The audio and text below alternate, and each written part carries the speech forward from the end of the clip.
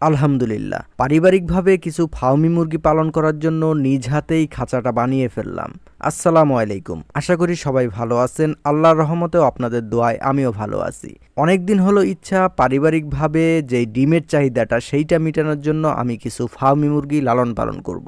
তবে বাড়িতে সেরকমভাবে স্পেস বা জায়গা না থাকার কারণে আমি সেই মুরগিগুলো আনতে পারতেছিলাম না। তো আমার বাড়িতে একটা ছোটোখাটো একটা টেবিল বানানো ছিল। সেটা হলো আমাদের বাড়িতে কিছু ফার্নিচার বানানোর সময় মিস্ত্রি তার কাজের সুবিধার্থে এই টেবিলটা বানিয়েছিল।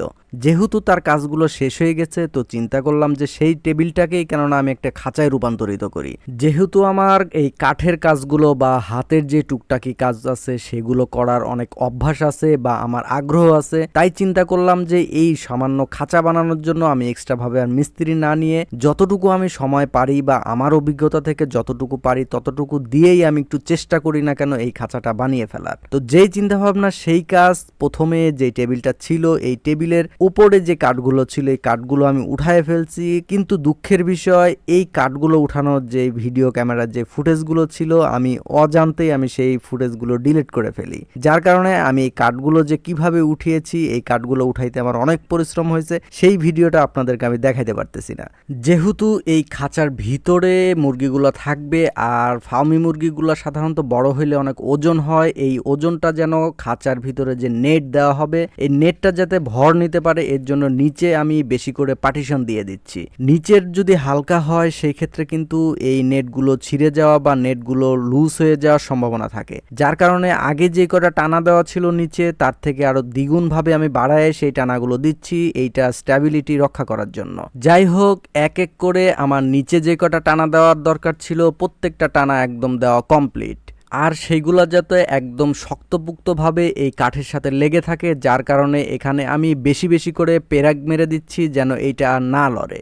যদি এটা লড়ভর করে বা পরবর্তীতে যদি এটার ওজন বেশি হওয়ার কারণে এইটা পড়ে যায় তাহলে কিন্তু আমার যে নেটটা থাকবে সেটা ছিঁড়ে যাবে। যার কারণে এইটা একদম হার্ডি শক্তপুক্ত করার জন্য যা যা করণীয় প্রয়োজন আমি কিন্তু এখানে সেই কাজগুলোই করে নিচ্ছি। আর এখানে আমি নেট হিসাবে এক যে নেটটা আছে সেইটাই পুরোটার মধ্যে ব্যবহার করব। ইতিপূর্বে আমার ব্রয়লার মুরগির ঘর বানানোর জন্য আমি এই নেটগুলো কিনে এনেছিলাম, যার কারণে তখন একটু বেশি করে কিনে এনেছিলাম যেন আমি এই খাঁচাটা বানাইতে পারি। যাই হোক, ফ্রেমটা যখন রেডি হয়ে গেছে এখন এইটার শুধু কাজ হলো এইটার চারপাশে নিচে এবং উপরে সব দিকেই এই নেটটা ভালোভাবে লাগানো। আর নেট লাগানো কিন্তু খুবই একটা কষ্টের বিষয়, যারা নেট লাগিয়েছেন ইতিপূর্বে তারা হয়তো বা জানেন, কারণ এইটা টেনে টেনে চারদিকে একদম সমান করে তারপরে এই নেটটা লাগানো হয়। যদি কোনো সাইডে একটু কম বেশি হয় তাহলে কিন্তু এই নেটটা গুছিয়ে থাকে বা সেই জায়গাতে উঁচু হয়ে থাকে। যার কারণে আমি এটা খুবই একদম সূক্ষ্মভাবে এটা লাগানোর জন্য চেষ্টা করতেছি। নিচের নেটগুলো লাগানো শেষ হয়ে যাওয়ার পরে যেই বাড়তি অংশগুলো আছে সেগুলো আমি সুন্দর করে কেটে একদম সমান করে নিচ্ছি। যদি এটা ভালোভাবে সমান না করি তাহলে আমার যে সাইডে যে নেটগুলো দিব সেটা লাগাইতে খুবই অসুবিধা হবে। নিচের যে নেটগুলো আছে সেগুলো সমান করে কাটার পরবর্তীতে আমার কাজ হলো এবার যে সাইডে যে চারপাশের যে নেটটা আছে সেইটা লাগানো। সেইটা লাগানোর জন্য আমি এটা মাপ দিয়ে সুন্দর করে আগেই কেটে নিচ্ছি এটা লাগানোর সুবিধার্থে।